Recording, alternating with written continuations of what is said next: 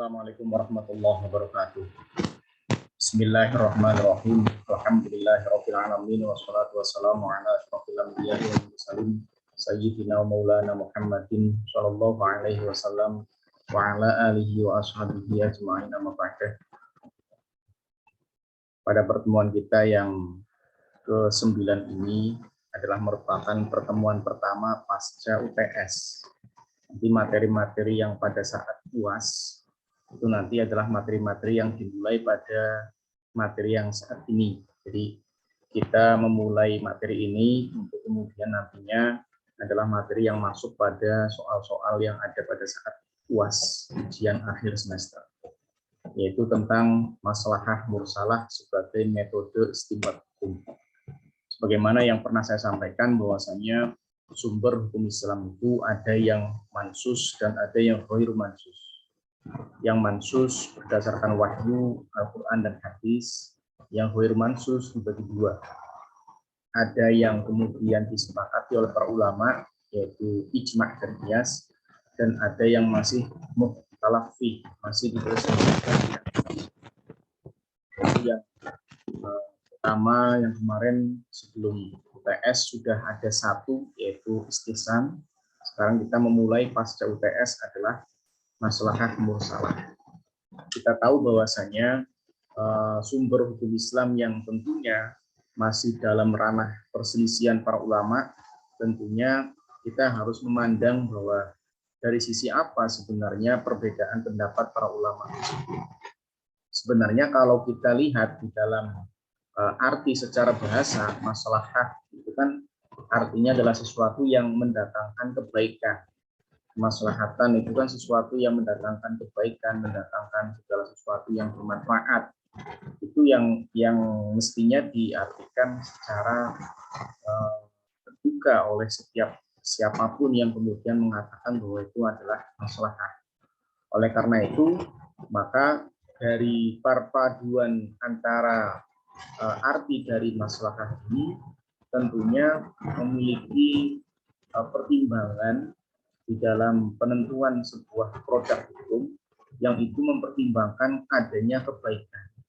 Jadi kemunculannya itu memang tidak kemudian mengarah secara spesifik kepada ayat Al-Quran maupun hadis, tetapi lebih kepada pertimbangan untuk mendatangkan kebaikan atau mendatangkan kemaslahatan itu sendiri.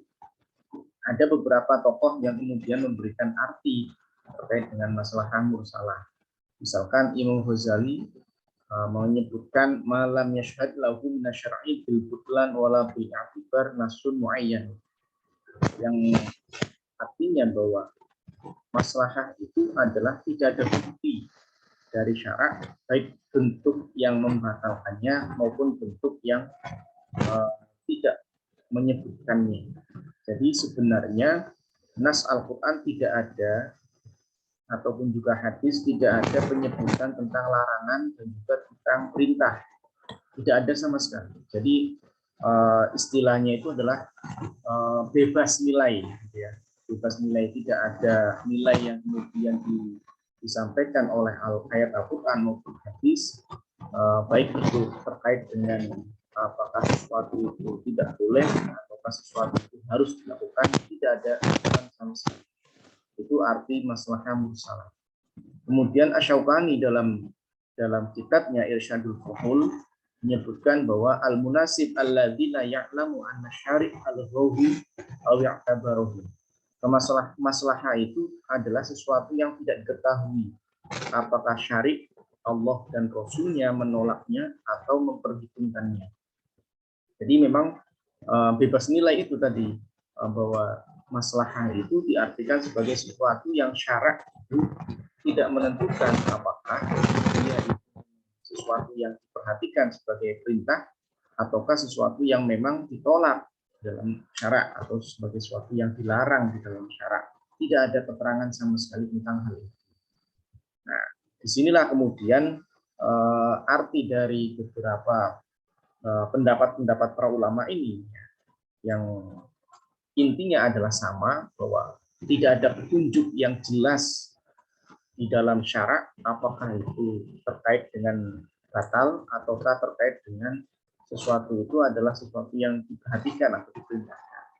Nah, dari sini kemudian kita dapat menyimpulkan bahwa maslahat adalah segala sesuatu yang keberadaannya itu mempertimbangkan kebaikan, kemaslahatan yang dicapai, dan kemaslahatan yang diambil itu adalah sesuatu yang memang secara spesifik tidak disebutkan di dalam Al-Quran maupun hadis.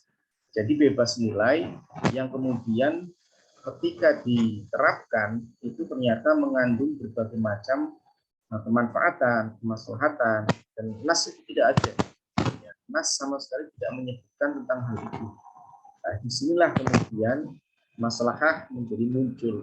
Nah, karena tidak bersandar kepada Al-Quran dan hadis secara spesifik, itulah yang kemudian menurut berbagai macam pendapat para ulama yang memegang teguh tentang Quran dan hadis sebagai sumber utamanya, itu mengakibatkan tentunya tidak setuju dengan adanya maslahat. Bisa ada sesuatu yang tidak disandarkan kepada Al-Quran dan hadis, ya. Walaupun itu sesuatu itu baru, tetapi tetaplah disandarkan kepada Al-Quran dan hadis, kayak misalkan kias. Ya. Kias itu kan sesuatunya baru, tidak ada disebutkan dalam Quran dan hadis, tapi kan dimirip-miripkan dengan apa yang ada di dalam Al-Quran dan hadis. Sementara maslahat tidak ada sama sekali, baik yang dimiripkan atau sesuatu yang kemudian spesifik diambil di dalam nas Al-Quran tidak ada. Ya, sehingga disitulah kemudian perbedaan muncul terkait dengan adanya pengambilan maslahah dijadikan sebagai hujah ataukah dijadikan sebagai dalil. Pada hakikatnya maslahah itu adalah sesuatu yang baik menurut akal dengan pertimbangan dapat mewujudkan kebaikan dan juga menghindarkan keburukan di kalangan manusia. Jadi pertimbangan memunculkan sebuah produk hukum berdasarkan dalil maslahah itu tentunya akal pikiran kita yang kemudian diolah, yang mengolah sesuatu yang kemudian dengan pertimbangan kebaikan menurut akal kita, dan juga sesuatu itu dapat mewujudkan kebaikan sekaligus juga menghindarkan keburukan bagi manusia, maka disitulah kemudian ada sisi maslahah, ya, ada sisi kemaslahatan. Nah, kemaslahatan itulah yang kemudian dijadikan sebagai dalil atau sebagai sumber hukum, yang itu bukan wahyu, yang memang masih dalam porsi perselisihan di antara para ulama. Apa yang baik menurut akal itu sebenarnya juga selaras dan sejalan dengan tujuan syariat dalam penetapan sebuah hukum. Jadi menurut akal yang sehat, yang kemudian baik, ya, menurut akal sehat itu adalah pertimbangannya itu adalah pertimbangan baik dan dapat mewujudkan kemaslahatan dan juga menghindarkan keburukan, itu pada dasarnya adalah sejalan dengan tujuan syariat. Yang tujuan syariat dalam menetapkan sebuah hukum itu adalah jalbul masolih dan darul mafasid, menarik segala kemaslahatan dan menolak segala bentuk kemadaratan. Itu sebenarnya tujuan syariat. Nah, pertimbangan akal yang kemudian dianggap baik dan selaras dengan tujuan syariat itulah bisa kemudian dijadikan sebagai dalil atau sumber hukum. Apa yang baik menurut akal dan selaras pula dengan tujuan syariat tadi, tidak ada petunjuk syarak secara khusus, baik yang menolaknya maupun juga yang mengakuinya. Itulah yang kemudian maslahat. Jadi kemaslahatan itu pertama, dia adalah pertimbangan sesuatu yang baik secara akal dan mampu mewujudkan kebaikan dan sekaligus menolak kemadaratan, keburukan yang terjadi. Itu pertama. Kemudian yang kedua, nah, menurut akal yang baik secara pertimbangan yang baik menurut akal tadi, juga selaras dengan tujuan syariat. Karena memang tujuan syariat itu adalah jalbul masolih dan darul mafasid, menarik kemaslahatan dan menolak madarat yang terjadi dalam penetapan hukumnya. Sehingga dari sinilah kemudian maslahat masuk ke dalam ranah tujuan syariat. Sementara setelah dipertimbangkan secara akal itu baik dan juga menjadi sesuatu yang sesuai dan selaras dengan tujuan syariat itu, ternyata setelah dilihat dianalisis ternyata tidak ada petunjuk di dalam syariat, baik itu melalui Quran ya, ataupun juga melalui hadis. Tidak ada sama sekali yang kemudian mengarah kepada hasil produk hukum tadi. Nah, itulah sisi hakikat pada dasarnya masalah mursalah. Nah, dari sinilah, dari hakikat masalah mursalah ini yang kemudian pada perkembangannya pendapat para ulama terjadi perbedaan pendapat. Nah, sehingga tidak dipungkiri bahwa di kalangan mazhab usul fikih terdapat perbedaan pendapat tentang kedudukan kemaslahatan dan menjadi hujjah dalam hukum Islam. Ada yang menerima dan juga ada yang menolak. Ya karena hakikatnya tadi walaupun itu baik dan dapat kemudian diwujudkan selaras dengan tujuan syariat dalam penetapan hukum itu adalah jalbul masolih dan darul mafasid. Namun yang ketiga itu hakikatnya adalah tidak terdapat keterangan yang jelas di dalam Al-Quran maupun hadis terkait dengan hal ini. Itulah yang kemudian menjadi sisi kekurangan maslahat yang menurut ulama yang menolaknya tentunya dalam kaitannya dengan kebijakan sebagai dalil atau sumber Islam. Imam Malik serta penganutnya, Imam Malik merupakan kelompok yang secara jelas menggunakan maslahah mursalah sebagai metode ijtihad mereka. Imam Abu Zahro bahkan menyebutkan bahwa Imam Malik dan pengikutnya itu merupakan mazhab yang mencanangkan dan menyuarakan maslahah mursalah sebagai dalil hukum dan juga menjadi hujjah syariah, hujjah dalil yang bisa dijadikan sebagai metode ijtihad dalam pembentukan suatu hukum. Maslahah mursalah juga digunakan oleh mazhab Malik, di antaranya adalah mazhab Hambali. Mazhab Hanabilah, ulama-ulama dari mazhab Hanabilah mazhab Hambali tadi mengatakan bahwa maslahah mursalah itu merupakan induksi dari sebuah logika sekumpulan nas, bukan dari nas seperti yang berlaku dalam qiyas. Jadi merupakan pemahaman secara logika dari sekumpulan nas. Karena pada dasarnya nas itu tidak lain adalah jalbul masolih dan darul mafasid. Jadi sisi ruh suatu nas itu tidak lain adalah bermuara kepada jalbul masolih dan darul mafasid, menolak segala macam madarat dan juga menarik kemaslahatan yang ada. Nah, disitulah kemudian masuk maslahah mursalah sebagai bagian dari metode yang bisa digunakan dalam ijtihad untuk pengambilan hukum atau pembentukan suatu hukum. Asy-Syatibi misalkan mengatakan bahwa keberadaan dan kualitas maslahah mursalah itu bersifat qat'i, ya, bersifat qat'i. Sekalipun dalam penerapannya memang bersifat dhoni. Kenapa? Karena tadi yang namanya syariat itu sisi utamanya adalah semuanya bermuara kepada jalbul masolih dan darul mafasid. Nah, ruh perjuangan para ulama untuk memunculkan kemaslahatan itu selaras dengan apa yang dijadikan sebagai bentuk dari metode ijtihad, yaitu berupa maslahah mursalah ini. Ya, walaupun memang pada posisinya bersifat dhoni, tetapi sisi sifat pastinya, sifat aslinya maslahah mursalah itu bersifat qat'i, karena tadi syarak itu bermuara kepada jalbul masolih dan darul mafasid, dan itu memang yang digunakan dalam maslahah mursalah adalah mewujudkan kemaslahatan dan menolak bahaya.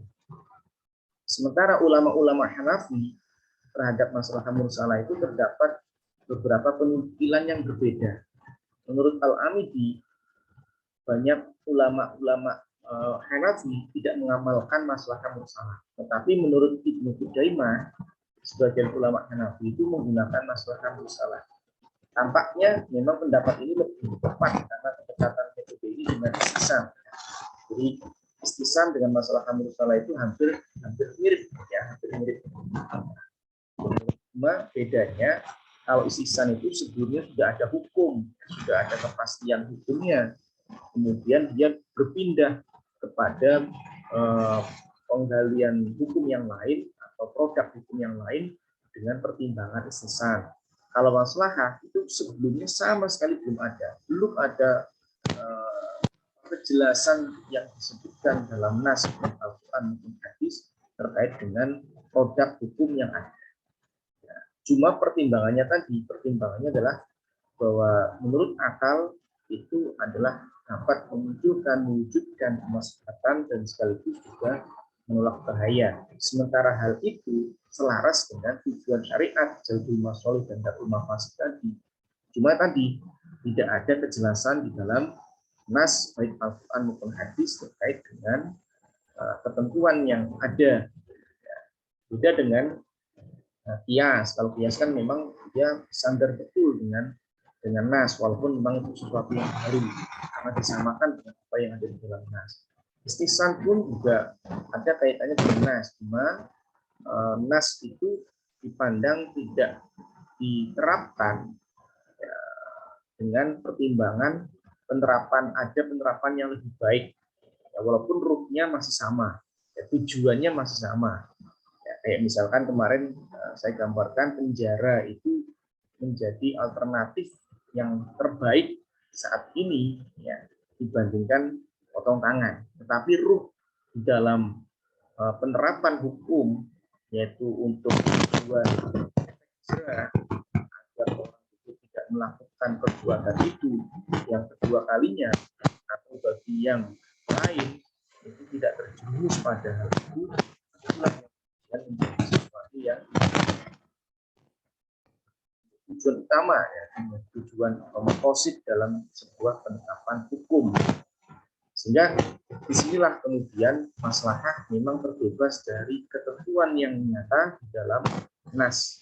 Hanya pertimbangannya adalah hal itu dapat mewujudkan kemaslahatan dan juga menolak bahaya yang ada.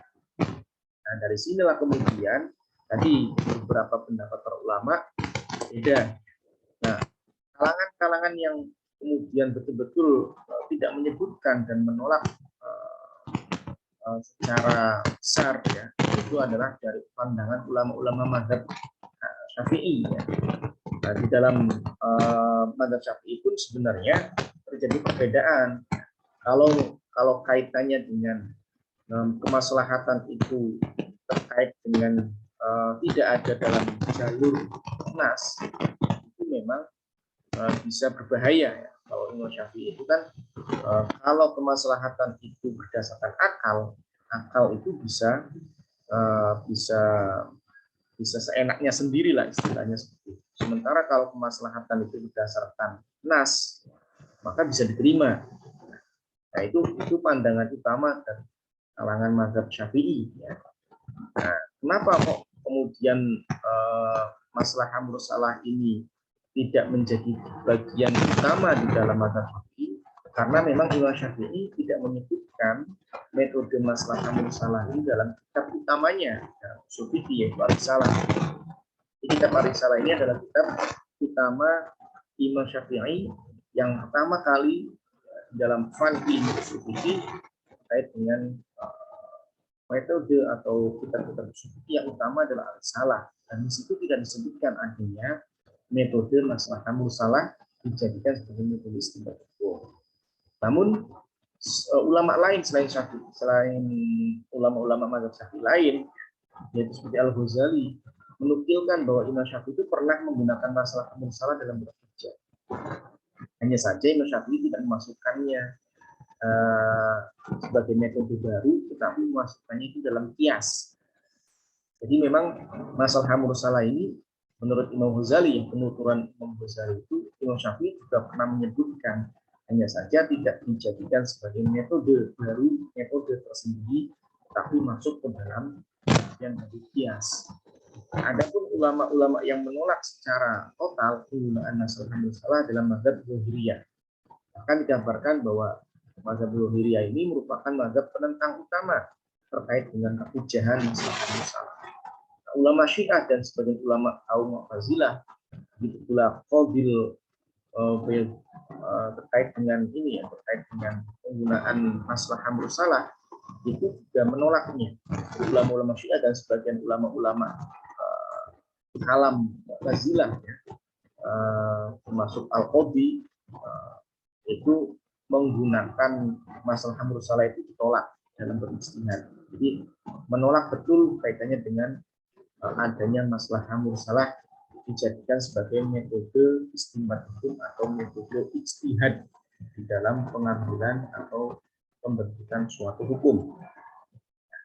Kalau kita lihat kelompok pertama ya, yang mengatakan bahwa maslahah mursalah merupakan salah satu dari sumber hukum dan sekaligus hujjah syariah, mereka mengungkapkan argumentasinya bahwa mereka mengatakan bahwa ada takrir. Takrir itu kan hadis takriri ya, hadis yang itu pengakuan terkait dengan penjelasan Nabi kepada ada ijtihad berro'i, ya, ada ijtihad yang ajtahidu ro'i. Ya. Mu'adz bin Jabal ketika diperintahkan untuk menjadi gubernur di Yaman, dan Nabi bertanya, ya, apa yang kamu lakukan ketika di sana terjadi peristiwa hukum? Bagaimana cara kamu memutuskan hukum? Saya akan melihat Quran. Kalau Qurannya nggak ada gimana? Saya akan melihatnya di hadis. Terus kalau hadis nggak ada gimana? Saya akan berijtihad dengan pendapat dan pemikiran saya. Nah, ini takrir yang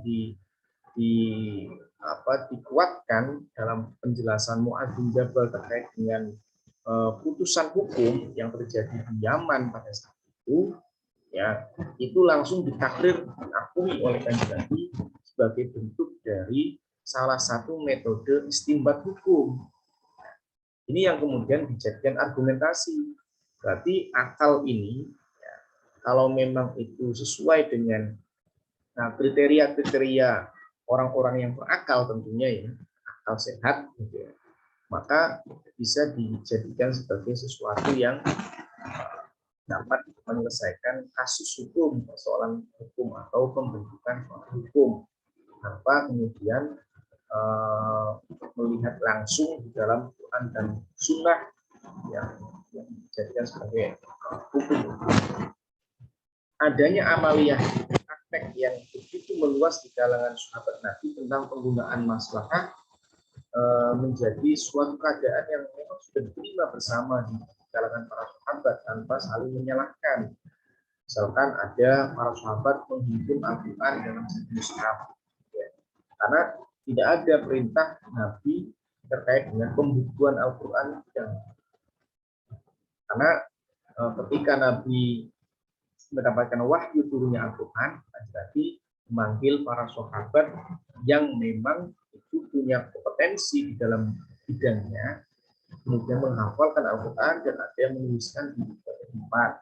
Nah, itu masih berserakan kemana-mana, sehingga dikumpulkan menjadi satu mushaf dilakukan pada masa sahabat, itu tergolong bagian dari maslahah mursalah, dan itu diakui dan tidak ada yang kemudian menentang, diakui oleh banyak sahabat bahwa sepakat ya, adanya Al-Quran yang kemudian dibukukan dalam satu mushaf, tidak kemudian diserahkan kemana-mana, itu menjadi bagian di antara metode maslahah mursalah.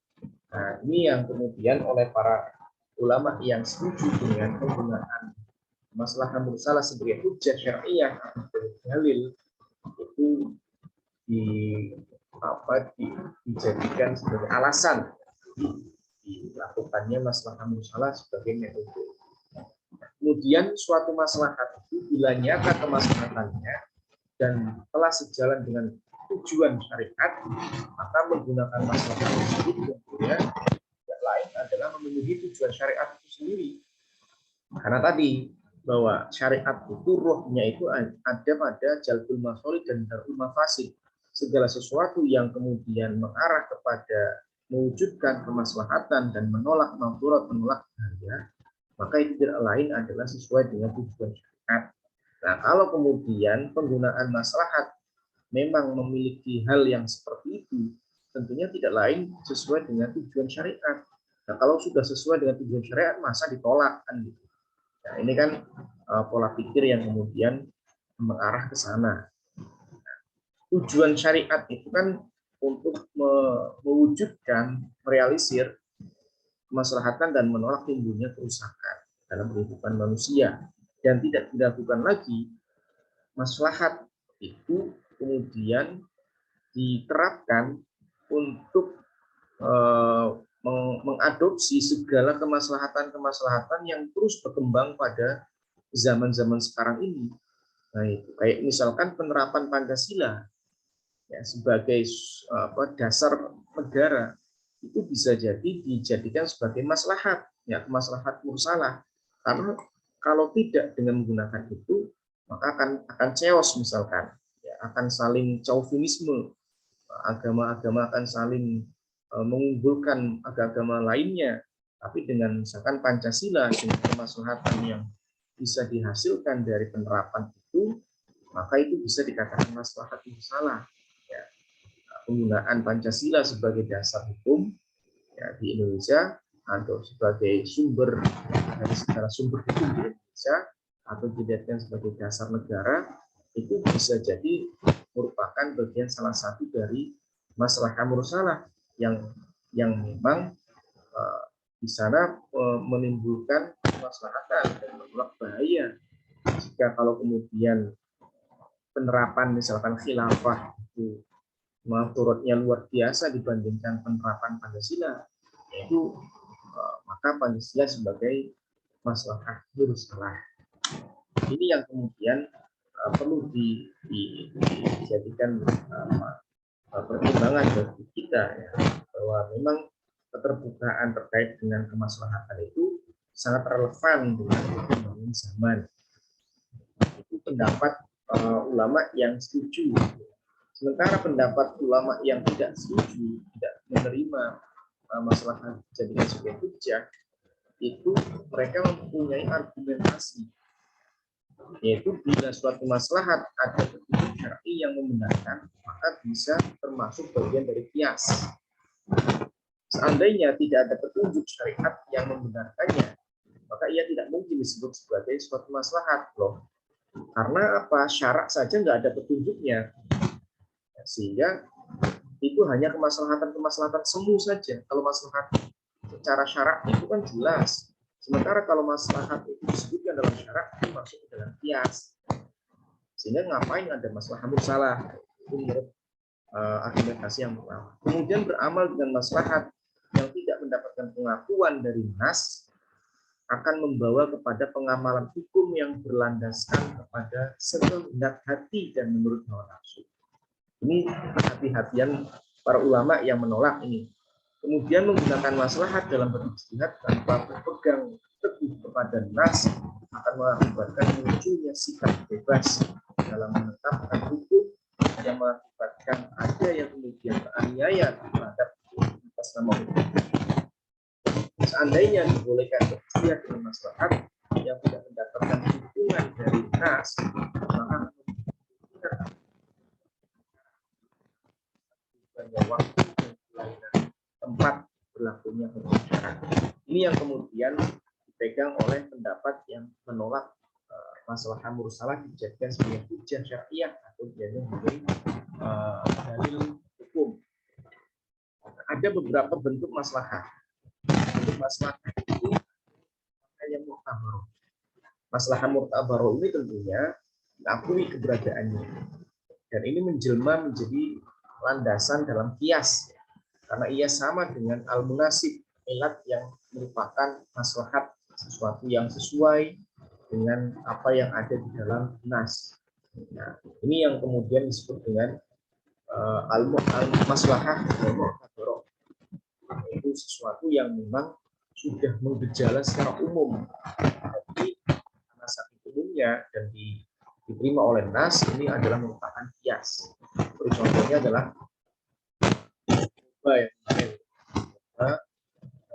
kemudian demi kemaslahatan narkoba itu haram. Kenapa? Karena memang sesuai dengan landasan-landasan yang ada di dalam Quran. Ilatnya sama dengan arak atau khomer.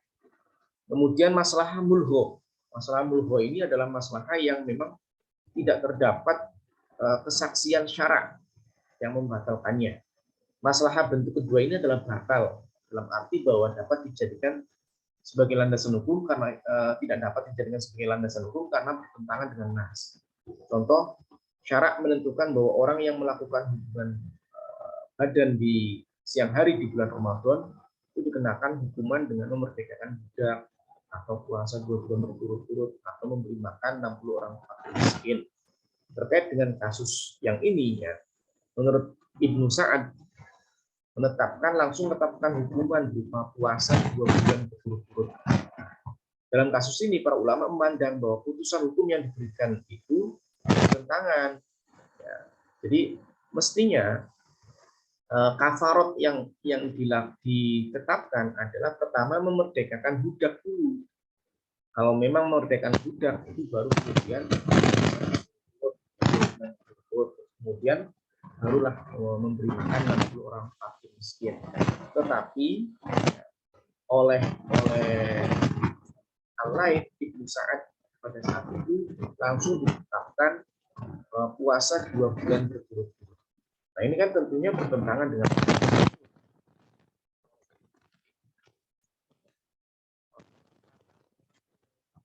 orang kaya.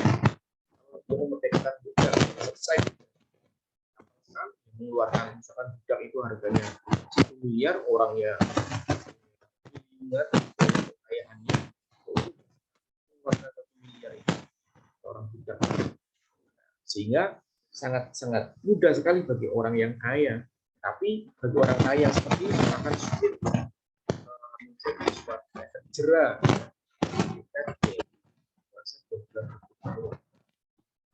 Nas mengatakan itu memerdekakan budak selain ada tidak bisa membeli maka puasa 2 bulan berturut-turut. Kalau tidak bisa lagi maka memberi makan 60 orang fakir miskin.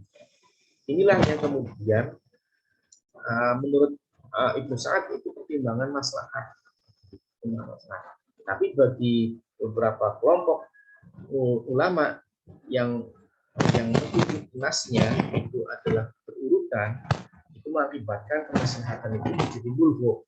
Kemaslahatan itu adalah tidak bisa dijadikan sebagai landasan hukum karena itu bertentangan dengan nas, walaupun memang memiliki inti kemaslahatan di dalam putusan hukumnya. Ini tentunya bagi orang yang sangat berhati-hati ya terkait dengan ketentuan kepastian hukum dari nas itu sendiri. Yang selanjutnya berkaitan dengan maslahat yang tidak terdapat kesaksian syarak. Maslahat yang bentuk ini tentunya tidak dapat disaksikan oleh syarak sehingga kemaslahatan ini agak aneh. Sehingga terbagi menjadi dua, ada yang ghoribah ini adalah masalah yang aneh, yang itu bentuknya itu adalah cukup aneh lah, intinya tidak memiliki kesaksian yang nyata di dalam syarak terkait dengan hal itu. Yang kedua ada masalah al-mulaimah, masalah yang meskipun tidak terdapat nas tertentu yang tapi ia sesuai dengan tujuan syarak dalam lingkup umum. Kalau yang masalah ghoribah itu masalah yang tidak ada sama sekali kesaksian syaraknya, baik yang mengakui maupun yang menolaknya dalam bentuk macam atau jenis tindakan syarak. Sementara masalah mulaimah itu ada sesuai dengan tujuan syarak dalam bentuk tujuan syaraknya, tapi memang tidak terdapat nas. Ini adalah bentuk masalah yang ketiga. Nah, bagi ulama yang termasuk kelompok-kelompok yang menolak itu karena masalah itu tergolong masalah yang ketiga ini, ya, dia menggolongkan masalah yang ketiga. Kalau masalah yang pertama itu mereka memasukkan dalam kias, dalam bagian landasan hukum tentang kias untuk yang masalah bentuk yang pertama. Sementara masalah yang kedua itu agak mending karena memang ada aturannya tetapi tidak sesuai dengan urutan-urutan yang disampaikan oleh nas. Sementara yang ketiga ini memang betul tidak ada kesaksian syarak. Hanya saja ada yang memang tidak sesuai jenis-jenis kemaslahatan dan ada yang memang sesuai dengan tujuan-tujuan syarak atau lingkup umum dalam aturan syarak. Mungkin itu materi yang dapat disampaikan terkait dengan maslahah musalah sebagai dalil sumber Islam yang masih mukhtalafih, masih diperselisihkan para ulama. Demikian, assalamualaikum warahmatullahi wabarakatuh.